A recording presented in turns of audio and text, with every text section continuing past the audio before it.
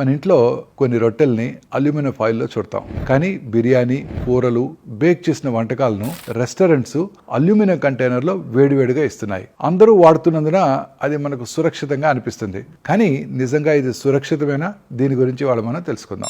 Aluminium అనేది నేరుగా క్యాన్సర్ని కలిగించదు. కానీ ఆహారం చాలా వేడిగా లేదా ఆమ్లంగా ఉన్నప్పుడు అల్యూమినియం ఆహారంలో కలిసిపోతుంది. హోటళ్లలో ఆహారం సరఫరా చేసే సమయంలో చాలా వేడిగా ప్యాక్ చేస్తారు.